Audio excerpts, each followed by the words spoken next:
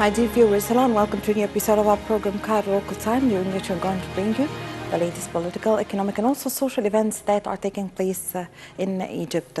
We have a phone today in this episode with Dr. Hassan Wagi, the Professor of Political Science, to shed more light or to comment on Foreign Minister Samir Shukri European tour and its significance and the importance and of its timing. We have also today in this episode a long interview on air in our studio with our guest engineer Samir Riad, who is the member of the Federation of the Egyptian Industries, to discuss the industrial development and the 5 pillars that were put by the Ministry of Trade and Industry. This is a short break, and I'm going to be back with you with our local news bulletin. Please stay tuned.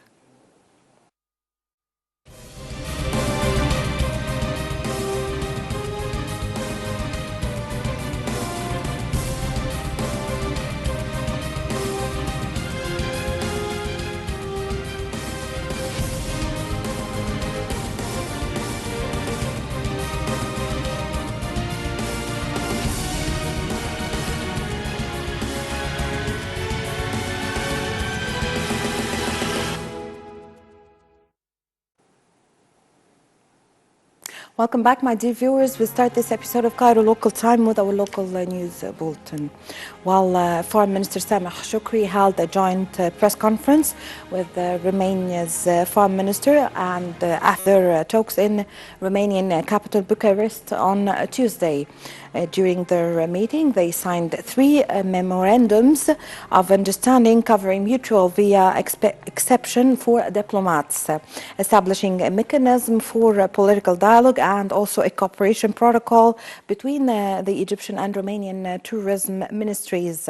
Shukri arrived early on Tuesday in the Romanian capital to deliver a message from President Abdel Fattah el-Sisi to his Romanian counterpart, Klaus Buhanis.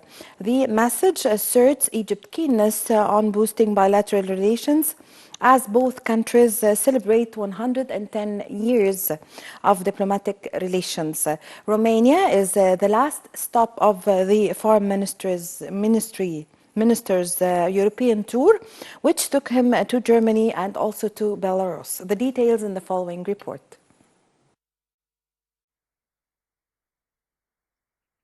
President Abdel Fattah el-Sisi plans to visit Belarus in the near future. Foreign Minister Samir Shukri said that the dates of the visit are still to be defined. Shukri was speaking after a meeting with Belarusian counterpart Vladimir Makey in Minsk, where they discussed bilateral relations and regional developments in the Middle East. Shukri also delivered a letter from President el-Sisi to Belarus President Alexander Lukashenko on Monday. The meeting in the Belarusian capital involved discussions of the two nations' efforts to broaden cooperation in the fields of politics and economics.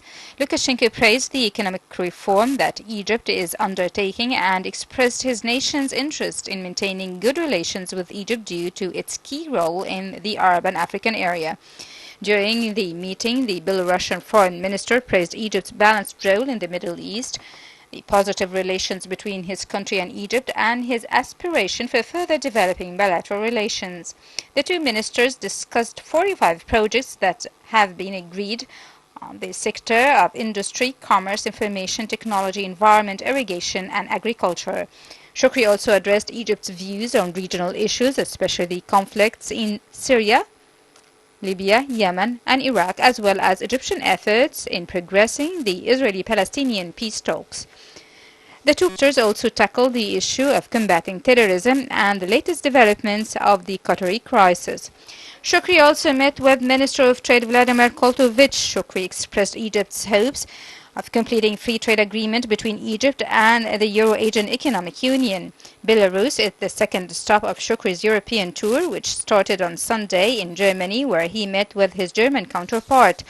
According to an agreement signed by Egypt and Germany during the visit, Germany will provide Egypt with more resources to run training programs to help local find better jobs and more funds for Egyptians to study in Germany as part of Germany's wider effort to fight the causes of illegal migration. Germany will help Egypt improve facilities for Syrian refugees and other displaced people in the country, and the two countries agreed to work more closely to crack down on smugglers who bring migrants illegally into Europe across the Mediterranean.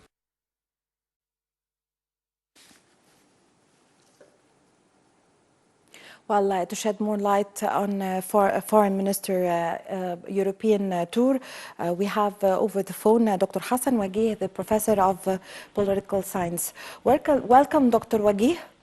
Welcome, everyone. Good afternoon, Doctor. Doctor, I'd like to ask you about the main goal behind the visit of our Foreign Minister Samir Shukri to the three nations, to Germany, Belarus, and Romania, and also the timing of this visit. Yes, this visit comes from the maxim of that Egypt is adopting and following, which is to have good practices for peace building efforts, or what we may call the diplomacy of peace building and fighting fanaticism and terrorism, because this is the highest level of the agenda of Egypt. Dr. Wagih, in Germany, there were a number of deals that were signed between Egypt and Germany on combating illegal migrations by dealing with economic reasons. Yes. So how do you evaluate Egypt's cooperation with Europe in this field? Actually, this is a very important, very important cooperation, because if we know that the German role is so central, not only in Europe now, but in the but in the whole world. Yes. Because Germany is having a lot of programs for interfaith dialogue, diplomacy, for peace building. So I think it is the right place that we can sign joint treaties with the German as a partner for this important endeavor. Well, this is considered the second European tour for the Foreign Minister Samir Shukri. So how is this helping the Egyptian-European relations? Yeah, the boosting the relations. Yeah, Egypt is the southern border, if you like.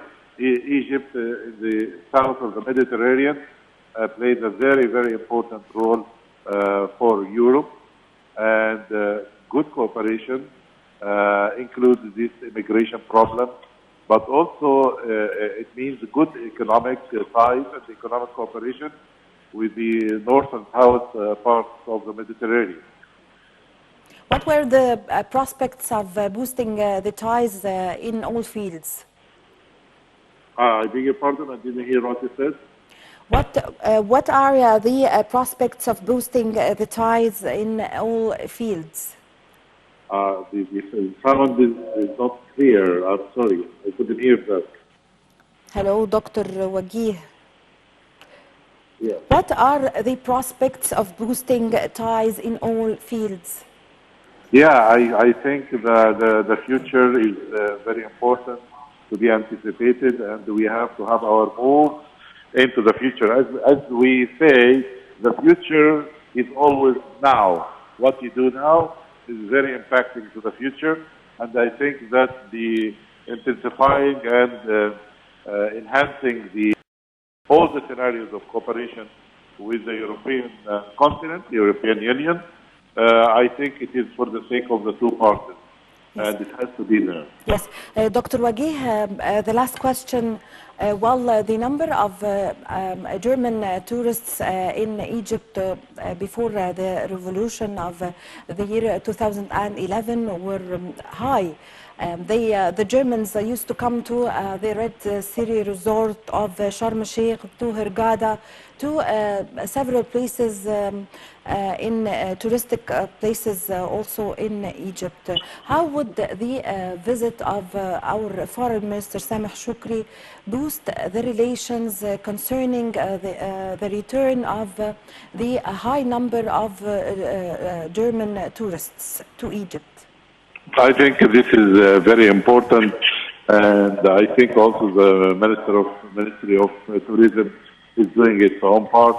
And I think that Germany is a very important market for Egypt.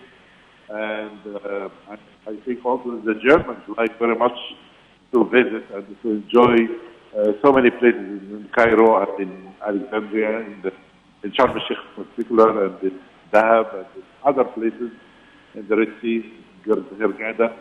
I think this is a tendency, and when I was in Germany lately, the plane was full of German tourists, and I was so happy, and I hope this trend is to increase, inshallah. Yes, and Dr. Wagih, concerning the conflicts in Libya or Syria, what is the stance of these three countries or European countries in comparison with Egypt? Do they have the same stance as Egypt? Yeah, I think everybody in this, every responsible leadership in these three countries are in agreement that the peace building and the diplomatic role, diplomacy should be given the most important chance. In-depth diplomacy, compound diplomacy, diplomacy with all different types should be implemented to bring peace and stability to this area. And I think there is a consensus in that kind of orientation. Yes, thank you very much, Dr. Hassan Wagih, the professor of political science. Thank you for your time, sir. We continue our local news bulletin. Many initiatives were launched this week to boost Saudi investments in Egypt. Saudi businessmen met with the Minister of Investment and International Cooperation, Sahar Nasr, to discuss investment opportunities and means to increase their investments in Egypt. The details in the following report. Investment Ministry announced that member of the Saudi royal family, Prince Khalid bin Walid Al Saud, is interested in establishing projects in Sharm el-Sheikh. In a statement issued on Monday, the ministry said that Minister of Investment Sahar Nasr met with Prince Khalid, who expressed his interest to hold partnerships with current projects in Egypt. The Saudi prince praised measures taken by the government to improve the investment climate, such as issuing the new investment law. During the meeting, Nasr presented available investment opportunities in the new administrative capital, New Al Alamein city, and the Suez Canal Economic Zone. The meeting comes a day after other Saudi investors held talks with Minister Nasr on increasing their investments in Egypt. The talks covered prospects of investing more than $2 billion in Sharm el-Sheikh and Hurghada projects. Earlier this month, Saudi Prince Al-Walid ibn Talal market by storm in the first week of August when he pledged new investments in the hotel sector. The announced cooperation deal carries a total investment volume that exceeds $800 million, which will be injected into the hotel sector. The deal, which was announced by Minister of Investment Sahar Nasr, will include the building of the largest hotel in the world in the Red Sea city of Sharm el-Sheikh. During the meeting, Nasr said that Egypt welcomes all investors who seek to expand their business in the country. The minister noted that the new investment law offers incentives for businessmen to set up projects in most in-need areas, noting that a new investment map is being drawn to pinpoint more than 600 investment opportunities across Egypt. Egypt is working to facilitate investment procedures, especially for Saudi investments, in light of the plan of the Egyptian Saudi Business Council to raise their investments in Egypt to $51 billion in both government and private sectors. Transport Minister Hisham Arafat said that the government made an agreement with the European Bank of Reconstruction and Development to finance the purchase of new locomotives, noting that some of the old engines have been operating for 36 years.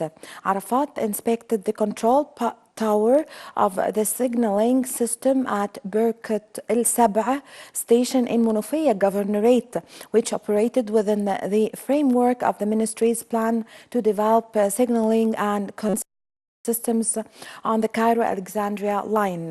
He also explained that the aim of modernization of the railway signaling system, replacing the current electromechanical system with a modern electric system, aims to achieve the highest levels of safety. He also added that the new system allows trains to run at 160 kilometers per hour instead of 120 and increase safety measures by controlling the movement of trains through devices without relying on the human element, leading to an increase in the number of trains and reducing the time of the journeys and safety for passengers.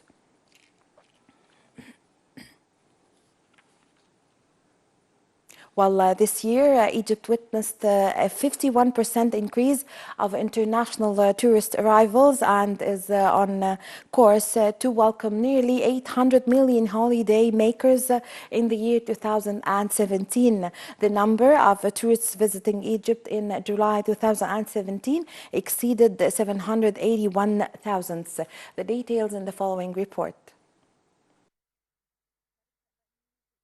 The number of tourists visiting Egypt in July 2017 exceeded 781,000 compared to 529,000 in July 2016.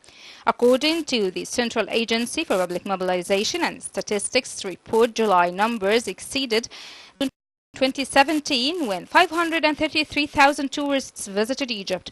CapMass has further published in its August bulletin that the number of nights spent in Egypt by tourists increased in July compared to July 2016.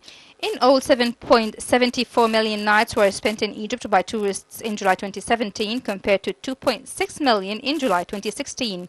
Remarkably, the percentage increased on monthly basis. In April 2017, it reached 45.2% compared to 37.8% in March 2017. The bulletin showed that the occupancy rate of floating hotels for the number of rooms was 25% in April 2017 compared to 11.6% for the same month last year of 2016. This year, Egypt witnessed a 51% increase of international tourist arrivals and is on course to welcome nearly 8 million holidaymakers in 2017.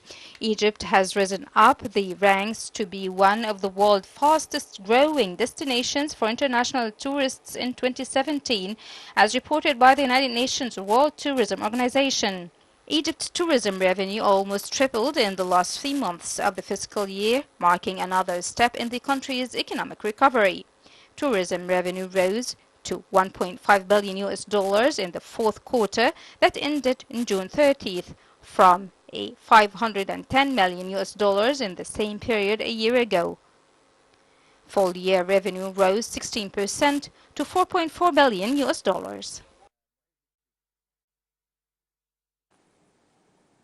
Well, the Minister of Antiquities Khalid Al-Anani and Major General Ala Abu Zaid, Governor of Matruh, inaugurated the Rommel Cave Museum in Marsa Matruh after the completion of the restoration as part of the celebrations for the Governorate Day. The total amount for the renovations landed at around 2.5 million Egyptian pounds.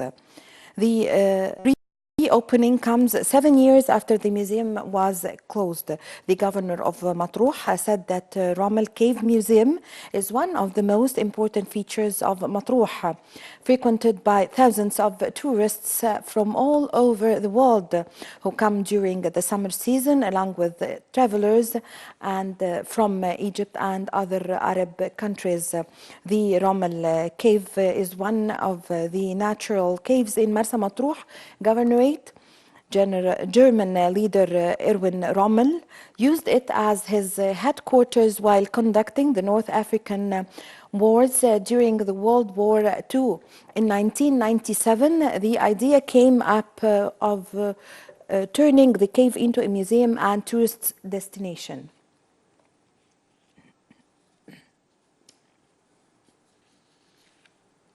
Well, the National Organization for Urban Harmony has completed the registration of heritage buildings located in downtown, which has reached around 700 buildings according to the last inventory. According to the organization chairman Muhammad Abu Saada, there have been applications for registering all the heritage buildings in downtown area. Additionally, he said that it is permissible to restore and rehabilitate any building for the purpose of reusing it without changing the form of the basic building or demolishing part of it.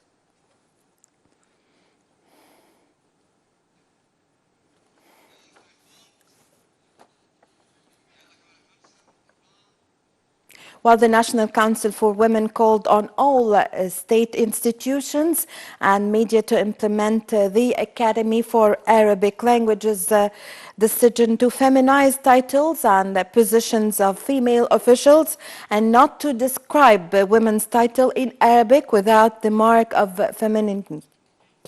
The spokesman for the Council's information community, Suzanne Al-Qallini, criticized those who believe that the Council supports domineering men, pointing out that the Council sees equally between men and women in rights and duties in accordance with the Sharia. Collini also said that the Council is working on the Code of Information and Ethics addressing women's issues in the media and prepared by the Information Committee of the Council in cooperation with the Supreme Council for Media Regulations to be ready by the end of this year.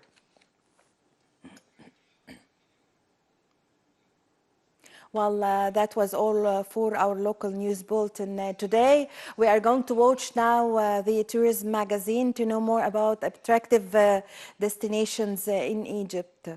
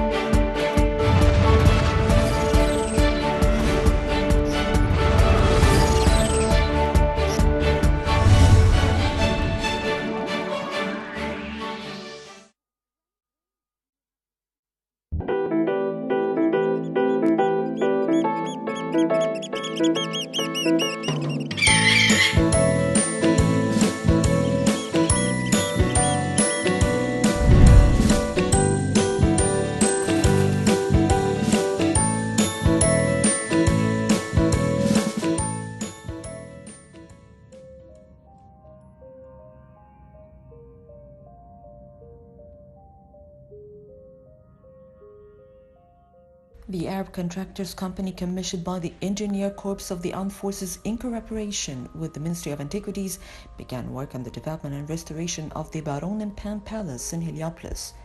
The project is in accordance with protocols signed between the Ministry and the authority for the restoration of a number of archaeological buildings across the country. Mohammed Abdelaziz, Director General of Cairo Historic Project, said the company started equipment preparation for the restoration last week after receiving all the documents and studies related to the assignment from the Ministry of Antiquities Constellation Office. Abdelaziz said the point of the project is to rehabilitate the Baron and Pan Palace while preserving its unique architectural style and archaeological statement, as well as to educate visitors about the palace and its history. The renovation work is expected to last about a year and a half at the cost of £113.738 million, funded by the Egyptian government. The Baron and Pan Palace is a unique architectural masterpiece built by the Belgian billionaire Edward Louis Joseph Baron and Pan, who came to Egypt from India at the end of the 19th century. The palace is located in the heart of the Heliopolis in Cairo. It lays on an area of about 12.5 thousand meters. The palace is designed in the sun, can enter the rooms from all sides, and it is one of the most luxurious palaces in all of Egypt. The Baron's room in the palace includes a detailed painting depicting the thorough winemaking process. Baron and Pan inspiration for the palace came from the Angkor Wat template in Cambodia and Hindu Orissa temples. It was designed by French architect Alexandre Marcel and decorated by George Louis Claude and was completed in 1911.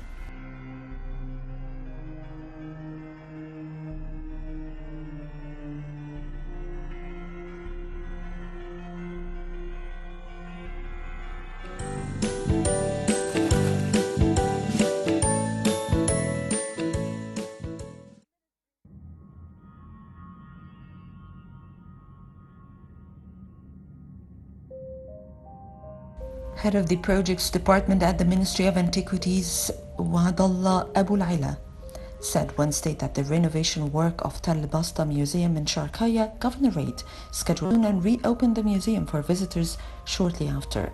He added that the renovation work in the museum is scheduled to continue for 3 months at the cost of £3 million with financing from the ministry. He explained that the renovation includes the installation of comprehensive security camera system, fire alarms, lighting system for the displays, and fresh paints on the walls. Additionally, they will set up an iron protection fence outside around the glass facade of the museum to ensure its security.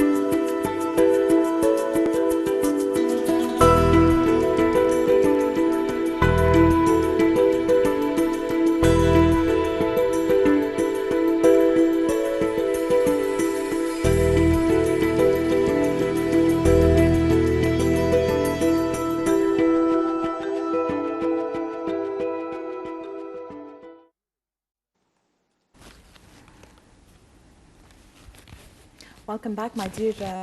While the Ministry of Trade and Industry has announced a strategy for enhancing industrial development program and foreign trade until 2020.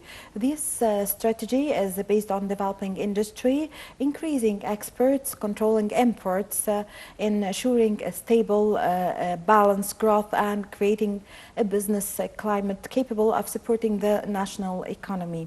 The Minister of Trade and Industry, Tariq Qabil, announced the ministry's 5-pillar strategy for enhancing industrial development and foreign trade until 2020 in accordance with all regional and international trends. Well, to shed more light on this topic, we have the pleasure to host in our studio in Cairo local time on air our guest, engineer Samir Riad, the member of the Federation of Egyptian Industries. Welcome, sir. Thank you. Good afternoon. Well, we have the pleasure to host you today. Well, the minister have talked about the 5 pillars. This strategy is based on this 5 pillars. How would these 5 pillars be integrated? How it will be? How would these pillars be integrated or completed? I see. Well, to start with, we have to talk about, the requirements of those pillars. First, the educated and the staff which is going to run the show and run the business. What we need. What about the education? What about the industrial education? What about the workers? What about the supervisors? What about the engineers?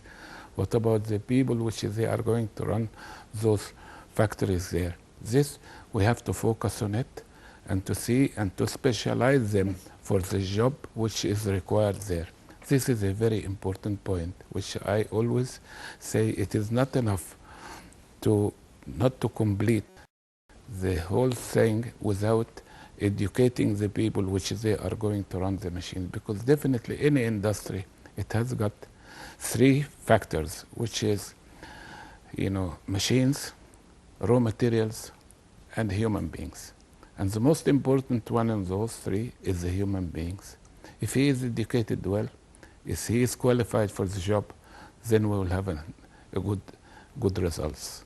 Yes, the first element of this pillars is the developing of the industry.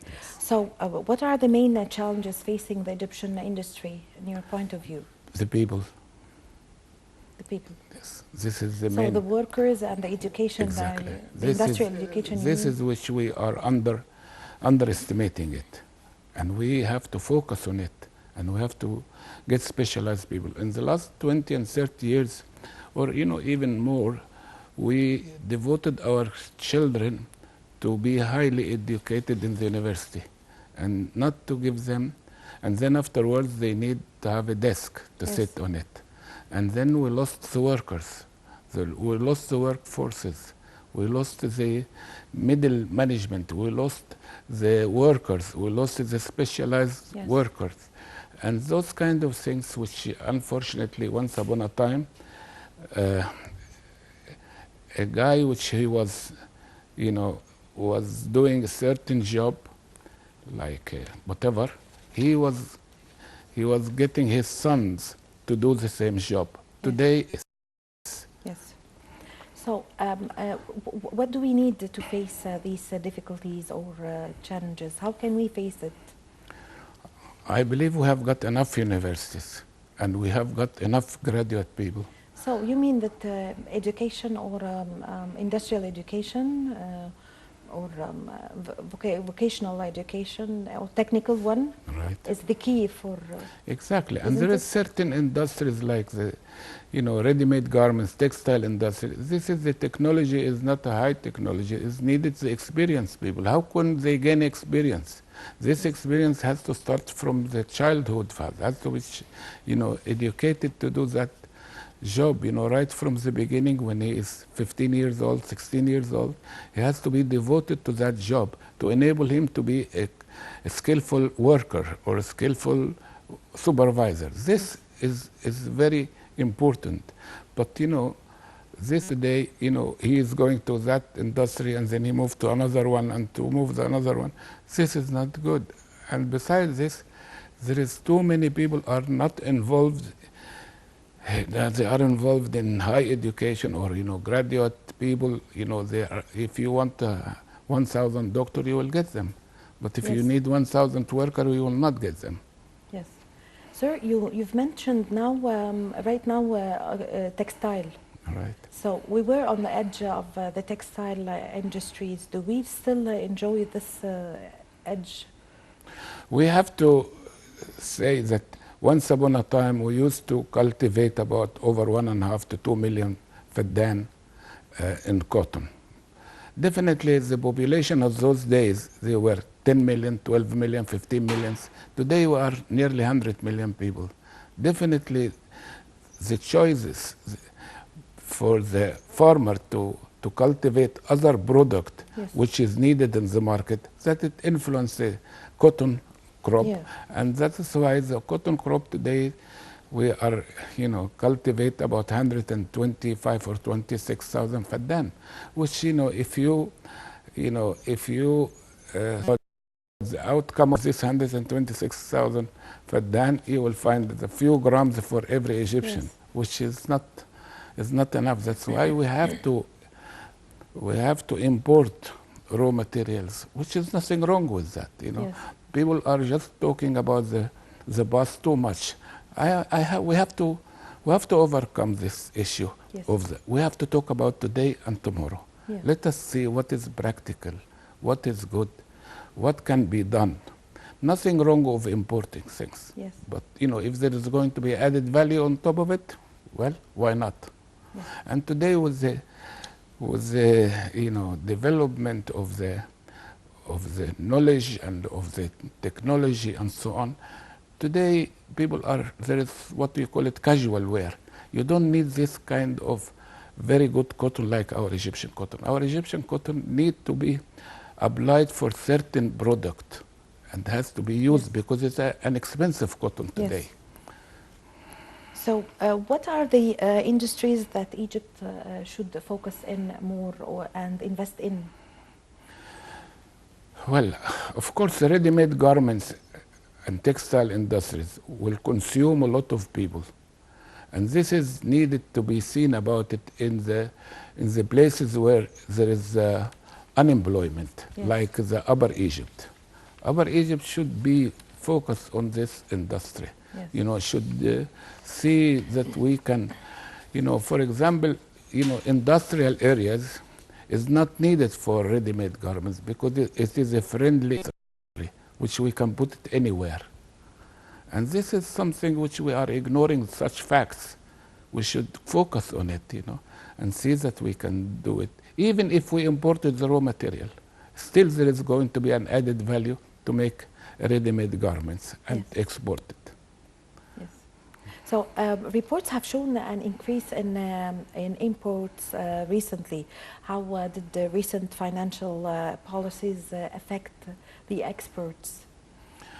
Of course, if we are talking about the raw material importation, then there is certain profit, of course, of the devaluation of the Egyptian pounds, but not to that extent because everything is getting expensive, and accordingly, of course, it is an advantage, but not to that extent that people will think that it's going to be a huge advantage. It is not, but still, it will encourage the nation, Yes. So what are the measures needed to boost exportation? Education and education and education. And we have to talk about 90 million people. Okay. These 90 million people, what are they doing? We have to sort out. Yes. And if we don't sort out, we will ignore a lot of facts and we are going to run in the wrong ways. So, sir, since you are mentioning the education, what are the measures taken to boost the technical and vocational education? To imitate people in the outside world. Yes. And we have to get this program of the education. And we have to get even the teachers. We have to get everything. And we have to, to put in every industrial unit a good school that even the people which in these factories will be a teacher for the newcomers. Yes. So concerning the 5 pillars also, what are the measures taken to enhance or to boost and improve the investment climate? Because the program by the ministry is dealing with this, improving the climate of the Well, it's nice to have 5 pillars, but it is going to be nice as well that a lot of other ministers will get involved to make things happening, by like education. There will be coordination between other ministries and the Ministry of Trade and Industry. Because we are going to create an industrial atmosphere, industrial areas. This industrial area is not enough to have the building and to have the machines. Yes. We need more than that. Money cannot be wasted. If you are going to give it to the wrong people, it's going to be wasted. That's why we are talking always about the factories which have closed down. Okay, we have to look at it, why it has been closed down. Yes, the government should help these people. But they have, because they had some difficulties, because the start was wrong. Because these people, they have made an industry, maybe it is not valid anymore. What was the reaction of the government concerning these factories? What can they do? A factory which is basically was at the time, it was maybe like somebody will say, okay, I bought this kind of shirt or this or that for so and so much, and here we can get it for cheap. This is the wrong calculation. That's why the government has to guide people for the industries which is profitable and it is valid industries. It's not anybody gets an idea and he goes and make it. No, Yes. this is the West. And we have to look at as well as the factories which is existing and they are not in a good shape. Let us run and see why they are not in a good shape. This is the role of the banks and the financial, youths in this country, which unfortunately they are not looking at it from that angle. You cannot always, you have to see that those factories will not fall to pieces. Yes. Yes. We would like to talk now about the industrial licensing law and how would this help the industry and boost the industry. We are talking too much about laws. When we implement the law, but laws it's very important, but we have to you know? implement it. Who is implementing it? Who is putting it in force? Who is put the law? What is the practicality in the law? What is the weak points in the law? Yes. We have to find out through the practicing, what is happening with everything. The law is very important, but the implementation of the law, there must be seen about it. What is the advantage and the disadvantage and the weakness in those laws to enable us to improve them and to change them. Yes. So concerning the medium and the small enterprises and the small sized enterprises, how could this boost the industry? They can, to a certain extent. We are beginner in it. It is always there, but it needs to be seen about it. What about the raw material? What about their finance? Where shall they get the raw material from? Where can they get the accessories from? Where can they get this and that from? These people are in a very difficult position because there is no transparency with this. We have to make it happening, to enable them to facilitate, their mission by showing them where to get that and this and so on, and to encourage them to do a better job. So if there is a plan of establishing new industrial zones to boost the industry, we'd like to shed more light on this, taking in consideration the already industrial zones that, like the project of the new Suez Canal, the projects in Sinai. Is this included in the? Good. The Suez Canal is only a few kilometers away from any city, Yes.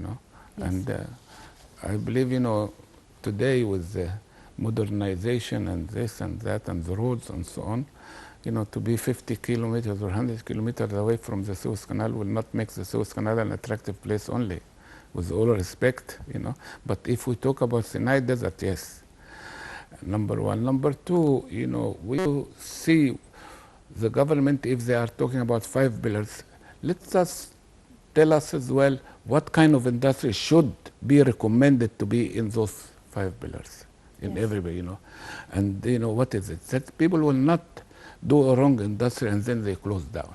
Let us see and focus what kind of industry should be there, If there is a raw material available here in this country, if the raw material will be imported, let us highlight what can be done there to enable them that these people can be successful and they can put things right, But again and again and again, education and to recruit people to that job, to make out of them a skillful worker and skillful supervisor and skillful engineer by specializing in certain jobs.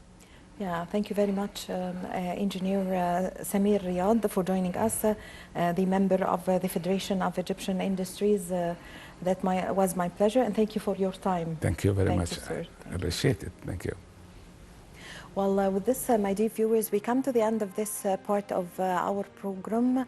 I'm going to leave with the news from the old Egyptian television with the Maspero heritage. The Egyptian building was built in the year, the 21st of July in the year 2060, and that was in the occasion or during the celebrations of the revolution of 1952, and it was one of the most important and oldest Egyptian oldest Arab televisions in Africa and in the Middle East. I'm going to leave you now with the heritage from Ms. Peru and the treasures of the Egyptian television, in addition to snapshots and light news and also news about technology. That was Amal Mukhtar. Thank you for joining.